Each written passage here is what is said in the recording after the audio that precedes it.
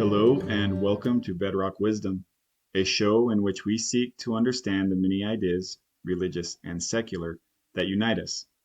I am your host, Tyler. This is episode 7, Humility.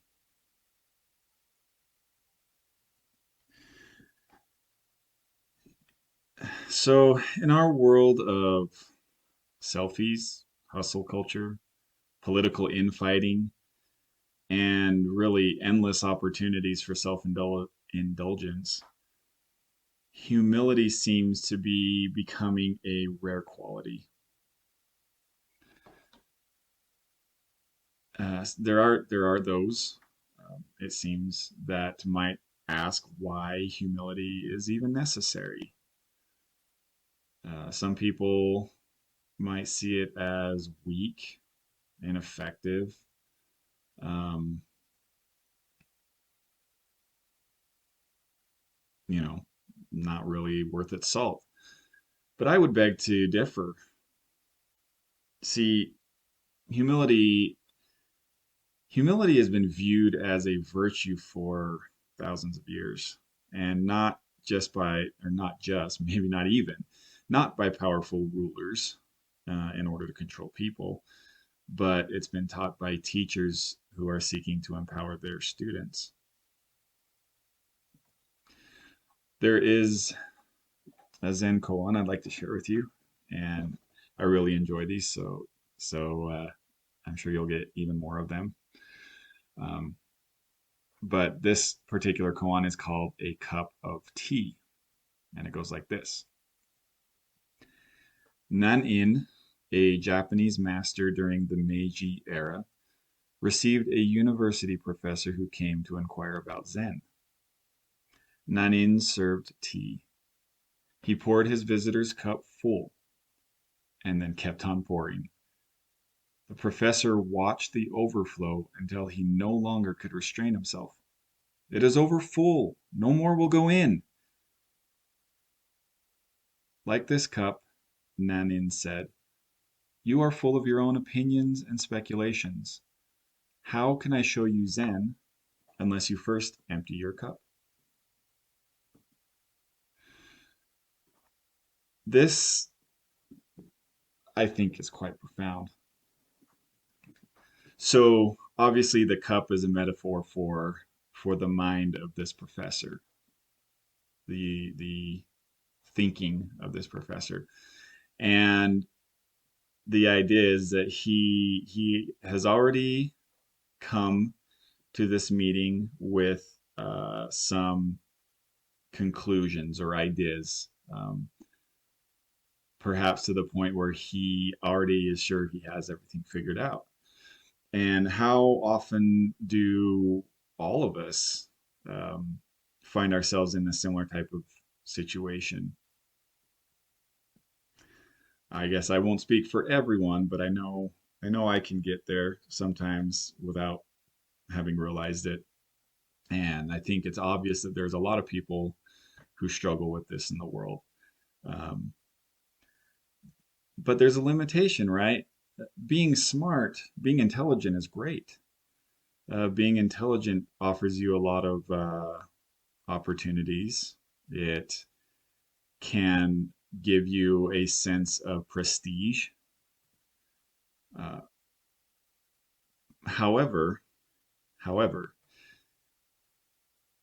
if we get to a point where we are so sure that we know everything there is to know about something, we have closed the gate.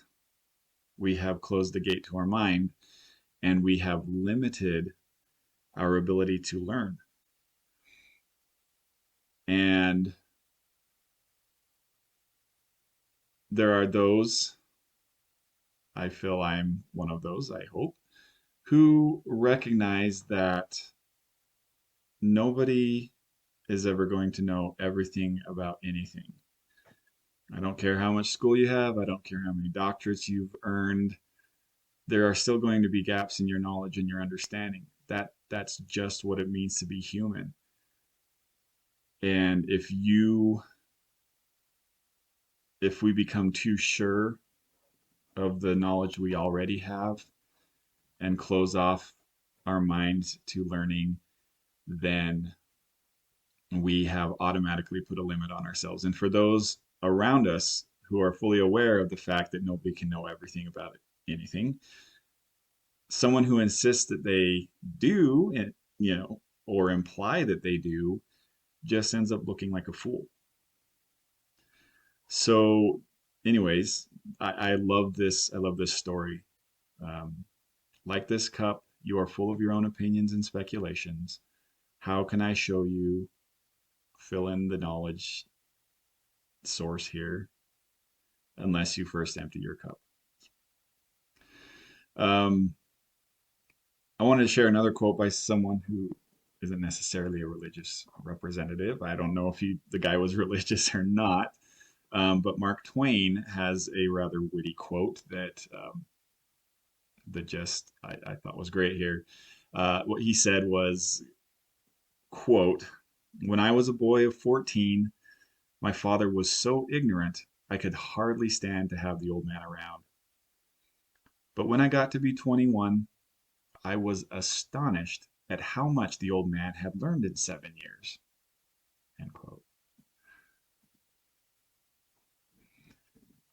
Uh, anyways, humility plays a huge role in being teachable here, and I think that's such an important thing we can recognize and apply in our lives. Uh, there's a teaching I found that it's pretty short, pretty straightforward. Now this comes from the Sri Guru Granth Sahib, um, which is the uh, you might say it's the scripture of the Sikhs, and it says this: "Humility, O Nanak, is the essence of all virtues, the root of all goodness and virtues." I think that is fascinating, and in a sense, it plays to what I mentioned earlier. Um, Humility is the essence of all goodness and virtue, or the root of all goodness and virtue. One who is not teachable does not grow, does not learn, does not progress. They are what they are. They're a still frame. And as the world grows around them, as teaching opportunities come and they refuse to accept them, they limit themselves. Um, and I would also point out that how many terrible things have happened in the world that have been propagated by somebody who was so absolutely sure of their beliefs or their ideas or their conclusions about the world that just ended up causing suffering as a result.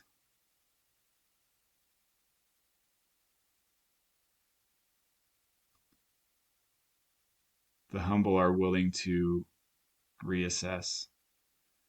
The humble are willing to recognize their own limits. And if they're aware of that, you can still have drive, you can still have goals and things you want to bring into the world and hopefully better the world.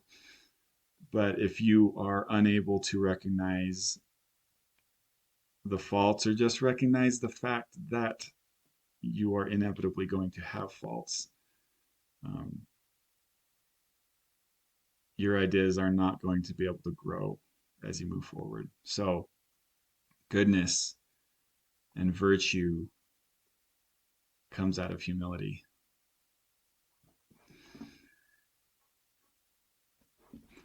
Something else I wanted to highlight on this subject: there is a community, I guess you could say, a society of what they refer to themselves as humanists. And what a humanist is basically a society of people who don't have a particular religious tradition, you might say. Many of them are atheists. I don't know if all of them are necessarily, but maybe. But the idea of calling it humanism, to my understanding, is that there is a type of trust, faith, or hope in the human spirit, um, humanity's ability to make progress and bring goodness into the world. I hope I got that close enough there. But they have come up with a list of the 10 commitments, right? Kind of a little take on the 10 commandments there. But this is actually quite a good, interesting, interesting proclamation here. And one of these 10 commitments is humility. And what they say here is, quote, humility means displaying modesty about accomplishments, talents, gifts, or importance of self. It acknowledges we humans are fallible and have limitations in what we know and can do. Being humble isn't about having low self-esteem or denigrating oneself. Humility at its core is robust self-awareness. Awareness of our strengths and weaknesses, our faults and our merits. Humility involves setting aside personal pride and overcoming our egos to embrace gratitude for what you have and appreciate others for who they are. In being humble, one recognizes their own value in relation to others. Inherently, you are neither better nor worse than anyone else. End quote. There's a lot there, but I really like that. Humility acknowledges that we're fallible, that we have limitations in our knowledge and abilities, right? Recognizing that is what the core of all goodness and virtues. Um, this I also think is an extremely important thing to point out. Being humble isn't about having low self-esteem or denigrating oneself. It's at its core is robust self-awareness. I think that's extremely important. Um, Humility, self-deprecation is not the same as humility. I mean, it's humiliation, but I wouldn't put those in the same category. Just being aware of your weaknesses, not beating yourself up because of them, not looking yourself as less than or, like tearing yourself down because of them, but just being aware of them. And really think about it. If you're aware that you are, then you're going to be hopefully aware that everyone has their limits. I think that's extremely important to recognize too. Um, there's always that fear I have of people who get an idea in their head that there is somebody out there that is somehow above all that. Because if somebody can convince people that they are above all that weakness, limitations, then they can give them a lot of control over people. So just we don't need to denigrate anyone else either, but we need to be aware that we are all human. We all have those limitations, including ourselves, but we all have it. Um, okay, move on from there. So I also want to touch a little bit here. I have a quote from Epictetus. Now, Epictetus, I believe, is the originating philosopher of the Stoicism or Stoic philosophy, and I find Stoicism very interesting. Partially because, well, I wasn't really, I'd always heard the word Stoic, but I wasn't super familiar with what it meant until I actually learned about Buddhism.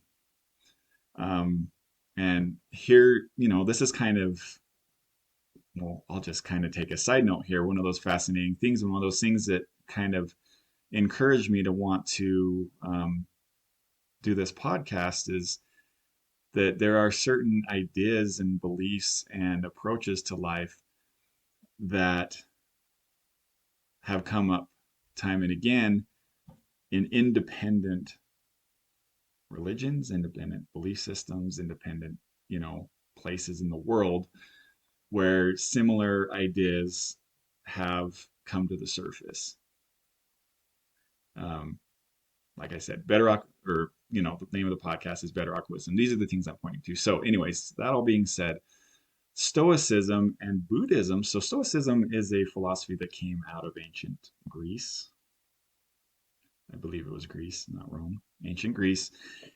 Buddhism obviously was not from there. It was from India, or northern India, Nepal area. So one is much more based on kind of the Greek philosophy, kind of the, uh, oh, drawing a blank on the name, Socrates and Plato type um, world of thought. Buddhism came out of the Hindu world of thought, but they came to a lot of similar conclusions. Um, and in Stoicism, like Buddhism, there's a lot of recognition that, well, life has its limitations. We can't control everything in life.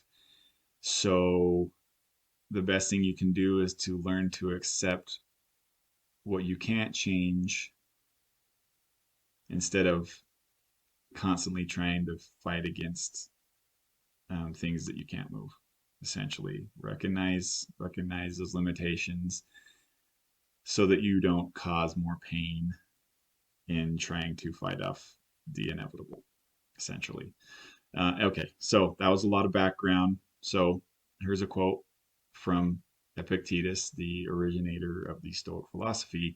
He said, "Quote: If anyone tells you that a certain person speaks ill of you, do not make excuses about what is said of you, but answer, 'He was ignorant of my other faults, else he would not have mentioned these alone.'" End quote.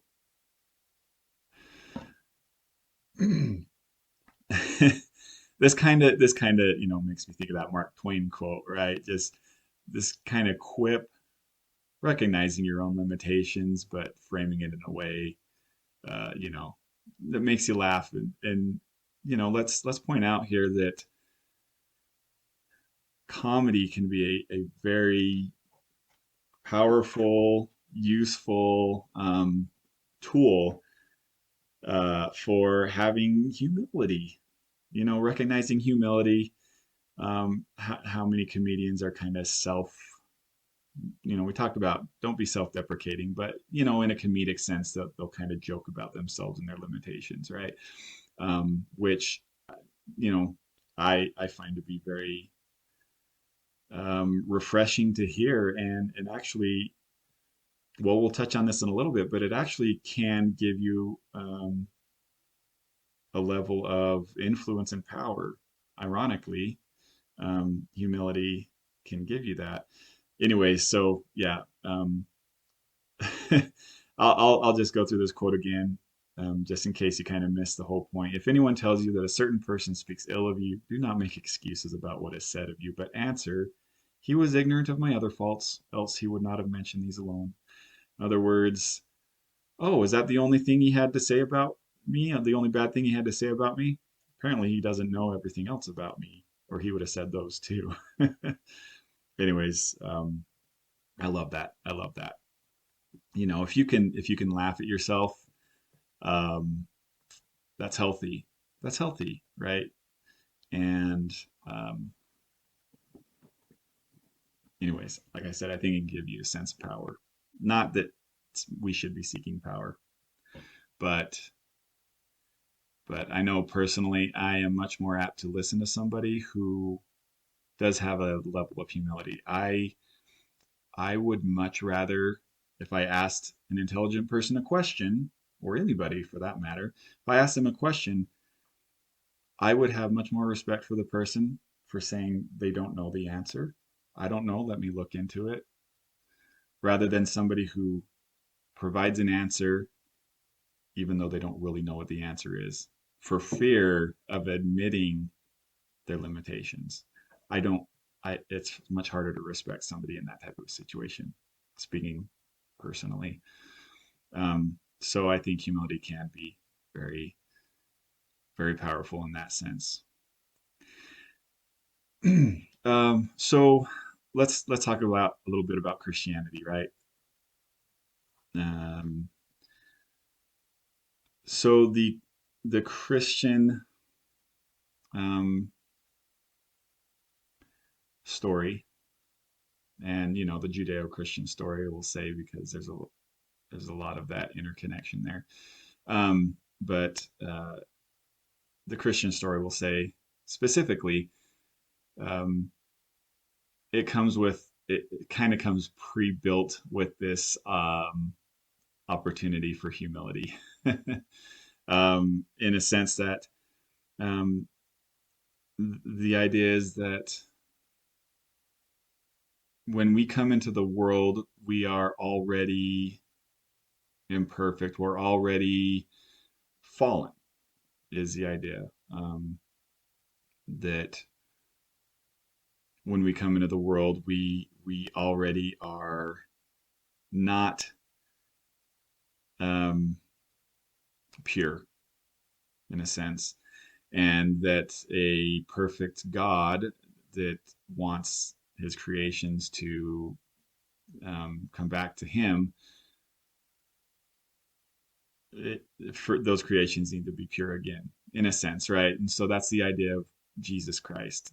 He comes, he saves the world from their impurity by offering himself as a sacrifice, is the whole idea there. So anyways, this humility is built in, right? When you're born, you're already imperfect, and that's a fundamental idea.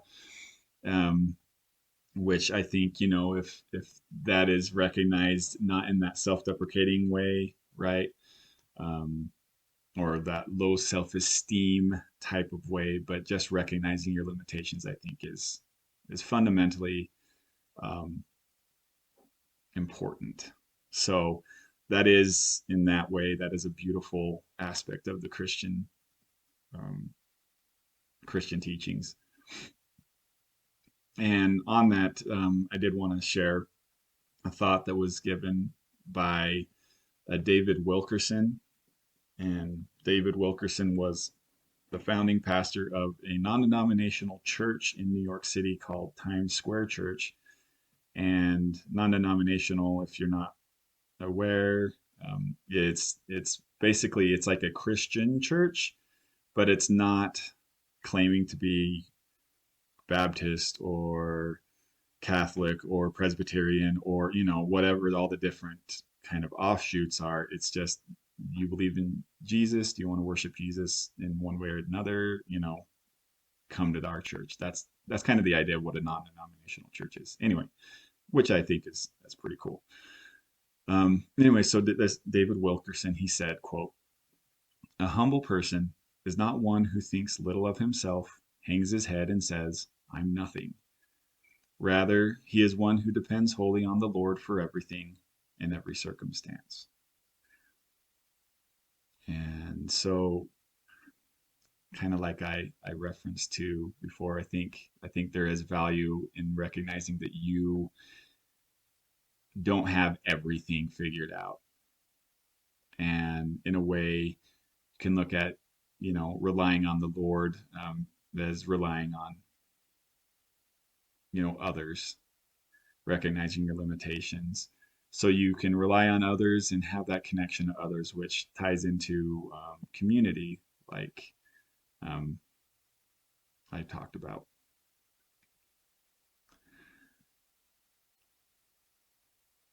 So I wanted to come round to one other idea from the Taoist tradition, that recognizes humility as a virtue. And kind of as I said, humility can be a powerful thing in a sense. And I think it's demonstrated here um, in this, we'll call it a scripture, but in this thought very, very nicely. So in Taoism, their primary book where the Taoist philosophy thought is demonstrated is in a book called the Tao Te Ching. And on the 66th thought, they're kind of broken up into almost poems or short thoughts. But on number 66, it says this: what makes the rivers so noble and respected is that they skillfully adopt the lower position. This is why fertile valleys all flourish around them. In the same way, he who wants to rule the people must act with the greatest humility. He who intends to be the face of the populace must be utterly self-effacing. To lead, he must place his ego behind. In this way, though the sage actually sits above them, the people do not feel his weight. Though he stands out in front, he does not block the way. The world never tires of exalting him. It is because his needs do not contend with theirs that they never find any reason to contend with him.